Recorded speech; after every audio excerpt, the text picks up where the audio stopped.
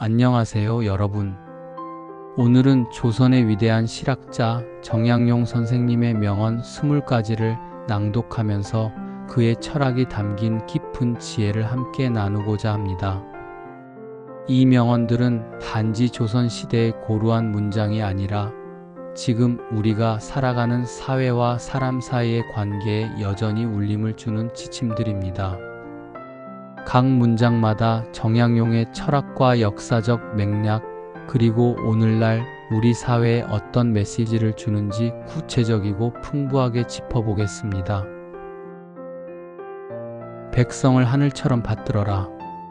정약용은 국가의 근본을 백성에게 두었습니다. 하늘은 인간이 거스를 수 없는 존재이고 늘 공경의 대상입니다.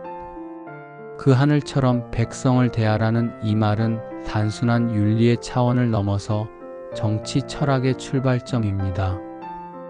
오늘날 공직자와 정치인이 이 정신을 온전히 이해하고 실천하고 있는지 돌아봐야 합니다. 선거 때는 국민의 종을 자처하면서도 당선 이후엔 국민을 불편한 존재로 여기는 모습이 종종 보입니다. 정약용의 이 한마디는 권력자는 국민의 봉사자임을 잊지 말라는 준엄한 경고이자 국민 중심 행정의 본질을 일깨워줍니다. 행정은 데이터나 정책 수치 이전에 사람의 삶과 존엄을 향해야 한다는 점, 그것이 곧 진정한 민주주의의 실천입니다. 나라를 다스리는 도리는 오직 백성을 기르는 데 있다. 여기서 기른다는 표현이 중요합니다. 그저 통치하거나 관리한다는 뜻이 아니라 부모가 자식을 키우듯 애정을 가지고 성장하게 한다는 의미죠. 오늘날 우리는 성장과 개발을 이야기하면서도 정작 국민 개개인의 삶을 기르는 데에는 소홀하지 않았는지 반성해야 합니다. 출산율 저하, 교육 양극화, 지방 소멸 위기 등은 국민이 자라고 뿌리 내릴 환경을 국가가 제대로 조성하지 못한 결과입니다. 정약용의 이 말은 국민 개개인의 가능성을 키우는 일이야말로 국가의 가장 근본적인 책임이며 그것이 진정한 통치라고 가르쳐줍니다. 지금 필요한 것은 성장을 위한 경쟁이 아니라 사람을 위한 보호와 양육입니다. 관리는 자기 자신을 다스리는 데서 시작된다. 외적인 통치보다 내면의 자제력이 더 우선이라는 말입니다. 정약용은 누구보다도 공직자의 자기 성찰과 윤리적 긴장을 강조했습니다. 최근 공직사회에서 벌어진 각종 비위 사건, 예를 들어 내부 정보로 부동산을 거래하거나 청렴 의무를 저버리는 행위들, 이 모두 자기를 다스리지 못한 결과입니다. 이는 단지 개인의 일탈이 아니라 공직 전체에 대한 국민의 신뢰를 무너뜨립니다. 정약용은 이미 200년 전 공직자가 자기 절제 없이 권한을 휘두르면 공동체 전체를 위협하게 된다고 경고했습니다. 오늘날 모든 공공기관이 내면의 윤리를 재점검해야 할 때입니다. 억울하게 죽은 사람이 한 사람만 있어도 하늘이 노한다. 이는 정약용의 형벌관과 인권의식을 가장 잘 드러내는 문장입니다. 단 한 명의 억울한 희생도 용납되어서는 안 된다는 생명에 대한 극진한 존중의 태도입니다. 현대 사회에서 사법 정의는 민주주의의 최후 보루입니다.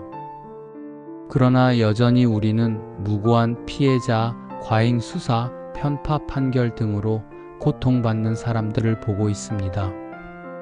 이 말은 형식적 절차와 빠른 종결보다 더 중요한 것이 진실을 밝히려는 집요함이라는 사실을 일깨워줍니다. 정약용은 이미 흠음신서를 통해 구체적인 판결 기준과 고문 금지 원칙까지 제시했는데 이는 오늘날 인권 중심 사법 개혁과도 깊이 맞닿아 있습니다. 한 사람의 억울함도 허용하지 않는 사회가 진정한 정의 사회입니다. 법은 사람을 살리기 위해 존재한다. 정약용은 법이 단순히 질서를 유지하거나 범죄를 처벌하기 위한 수단이 아니라 사람을 살리고 보호하기 위한 도구라고 보았습니다. 법은 인간 중심이어야 하며 그 본질은 교화와 회복에 있습니다.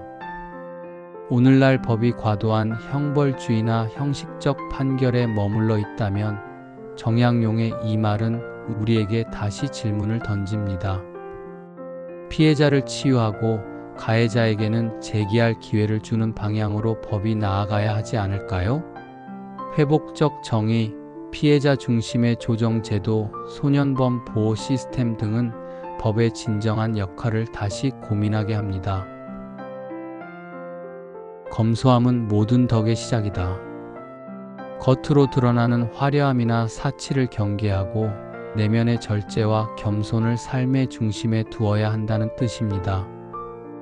검소함은 도덕적 품격의 기초입니다.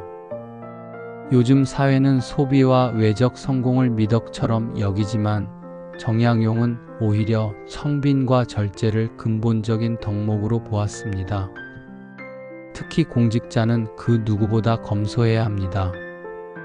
국민의 세금으로 살아가는 자리에서 사적 편의를 추구한다면 그 직위의 명분은 무너집니다. 사적인 검소함이 공적 신뢰를 만든다는 점 잊지 말아야 합니다. 목민관은 백성의 부모요, 백성은 자식이다. 관리는 백성을 통제하거나 억압하는 존재가 아니라 부모처럼 보호하고 양육해야 할 책임을 가진 사람입니다. 행정 조직이 단순히 규제와 단속에 집중할 것이 아니라 국민 개개인의 삶에 따뜻하게 다가가야 한다는 메시지입니다. 오늘날 서비스 행정, 감동 행정이 강조되는 이유도 여기에 있습니다. 관료적 권위보다 인간적인 돌봄이 더 중요하다는 정약용의 철학은 복지국가의 근본과도 맞닿아 있습니다. 다스림은 법보다 마음으로 해야 한다. 법과 제도가 있어도 백성의 마음을 얻지 못하면 좋은 정치가 될 수 없습니다. 정치와 행정은 감성과 공감, 배려를 바탕으로 해야 한다는 뜻입니다. 최근 공감 능력 없는 리더들이 낳은 갈등이 사회 곳곳에서 문제를 일으키고 있습니다. 절차의 정당성만으로는 마음을 얻을 수 없습니다. 기후위기 대응, 노동개혁 등 사회적 과제를 풀기 위해서는 국민과의 진심 어린 소통과 신뢰가 무엇보다 우선되어야 합니다. 제도는 틀을 만들지만 사람의 마음이 진짜 정치를 완성합니다. 말을 아끼고 실천을 하라. 이상적인 말보다 행동이 중요하며 말은 쉽지만 실천은 어렵다는 철학입니다. 진짜 리더는 보여주는 사람입니다. 정치, 행정, 기업, 경영 모두에서 보여주기식 언행이 아닌 실질적인 결과로 평가받는 시대입니다. 빈말보다 약속을 지키는 태도, 성과보다 과정에서의 진정성이 중요해졌습니다. 정약용은 이처럼 실천의 철학자로서 행동의 무게를 누구보다 강조했습니다. 진리는 반드시 실현 가능해야 한다. 이상만을 말하는 철학이나 정책은 공허합니다. 실행할 수 있어야 진리이며 사람에게 실제로 도움이 되는 지혜여야 한다는 의미입니다. 수많은 계획이 발표되지만 실행되지 못하는 정책들을 보면 이 말이 얼마나 절실한지 느껴집니다. 정약용은 현실 속에서 움직이는 철학을 추구했습니다. 책상 위 이론보다 현장의 고민에서 출발하는 문제 해결 방식이야말로 지금 우리가 본받아야 할 행정의 자세입니다. 임금이 백성을 위하지 않으면 백성은 임금을 버린다. 이 말은 권위주의적 통치에 대한 경고입니다. 권력은 위에서 아래로 내려오는 것이 아니라 아래에서 위로 향하는 신뢰와 동의에서 비롯된다는 민주적 철학을 담고 있습니다. 오늘날 지도자와 정치인들은 이 명언을 가슴 깊이 새겨야 합니다. 단기적인 지지율, 선거 승리만을 목표로 삼는 정치가 아니라 국민이 실질적으로 체감하는 변화와 혜택을 통해 신뢰를 얻어야 합니다. 정치인은 군림하는 존재가 아닌 국민의 삶을 책임지는 대리인임을 다시 생각하게 합니다. 벼슬이 높아질수록 허리를 더 낮춰야 한다. 위가 높아질수록 더 큰 책임과 겸손이 요구된다는 말입니다. 진짜 리더는 명령하는 자가 아니라 모범을 보이는 자입니다. 조직에서 권력을 가졌다고 갑질하거나 독단적으로 결정하는 사례가 끊이지 않습니다. 정약용은 권력의 높이를 겸손으로 상쇄하라고 했습니다. 지위가 올라갈수록 더 자주 듣고 더 깊이 공감하고 더 무겁게 책임져야 한다는 철학은 지금도 유효합니다.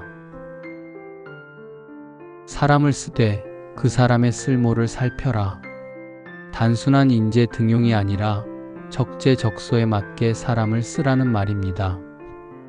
실력이 있다고 모든 자리에 맞는 것이 아니며 사람을 이해하는 안목이 중요합니다. 인사는 만사입니다. 공공기관, 기업, 학교 등 어디든 사람을 제대로 보는 눈이 조직의 성패를 좌우합니다. 성과 중심, 학벌 중심, 연고 중심 채용은 공동체를 해치는 구조로 이어집니다. 공정하고 신중한 인사야말로 조직 건강성의 핵심입니다. 탐욕은 백성의 피를 빠는 것이다.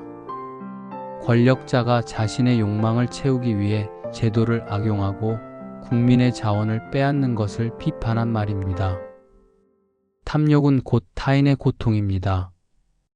뇌물, 공금 유용, 정보 유출, 내부자 거래 등은 모두 탐욕의 산물입니다. 정약용은 백성의 피를 빠는 부패를 가장 강하게 비판했습니다. 부패 척결은 도덕의 문제가 아니라 생존의 문제입니다. 이를 경계하지 않으면 사회 전체가 병들 수 있습니다. 재산은 쌓지 말고 나눠야 한다. 부는 나눌 때 그 가치가 살아납니다. 자신만을 위해 축적하는 재산은 공동체의 신뢰를 해치며 나눔은 새로운 기회를 창출합니다. 부자와 빈자의 격차가 커지는 지금, 이 말은 복지와 세금, 사회적 책임에 대한 토론에 깊이 연결됩니다.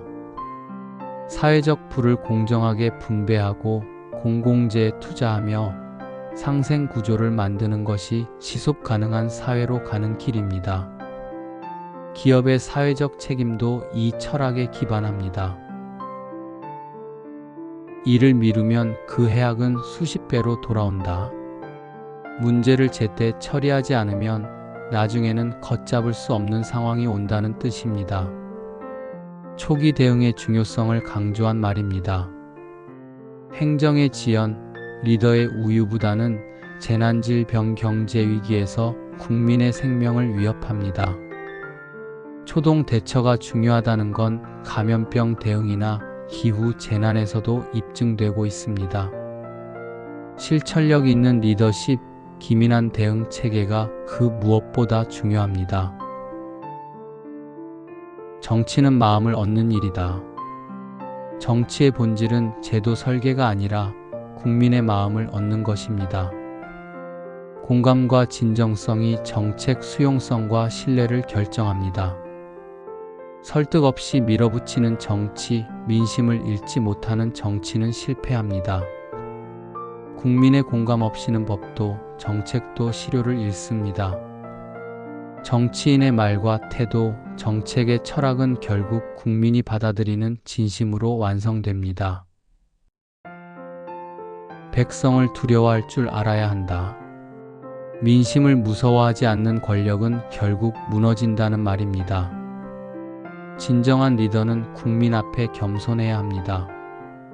독단적인 정치, 권위적인 행정은 결국 민중의 저항에 직면합니다. 두려움은 권력자가 가져야 할 덕목입니다. 말은 가볍고 행동은 무겁게, 말은 누구나 할 수 있지만 행동은 책임이 따릅니다. 실천하지 않는 이상은 무의미하다는 말입니다. 요즘 정치권, 기업, 언론에서 말은 넘쳐나지만 실질적 행동은 부족합니다. 시민들은 말이 아닌 결과로 판단합니다. 리더는 약속보다 실천, 메시지보다 본보기로 신뢰를 쌓아야 합니다. 진심이 있는 정치는 백성의 마음을 감동시킨다. 모든 전략과 기술을 뛰어넘는 것은 진심입니다. 진심은 통합니다. 보여주기보다 진정성 있는 태도가 백성의 신뢰를 이끕니다. 요즘 시대는 이미지보다 진정성이 통하는 시대입니다. 정치, 행정, 기업 어디서든 진심을 담은 행동은 사람들의 마음을 움직입니다. 정약용은 외형보다 내용, 기술보다 태도의 중요성을 강조했습니다. 이 말은 결국 사람의 마음이 가장 강력한 변화의 동력임을 일깨워줍니다. 정약용 선생님의 이 20가지 명언은 단지 한 시대의 기록이 아니라 오늘을 살아가는 우리가 마주해야 할 본질적인 질문을 던집니다. 나는 누구를 위해 일하고 있는가? 내가 세운 제도는 사람을 살리고 있는가? 진정한 책임과 권위는 어디서 오는가? 정약용의 철학은 행동 없는 말이 아니라 백성을 품고 실천했던 삶의 기록입니다. 오늘 이 명언들이 여러분 마음속에 오래도록 남기를 바랍니다.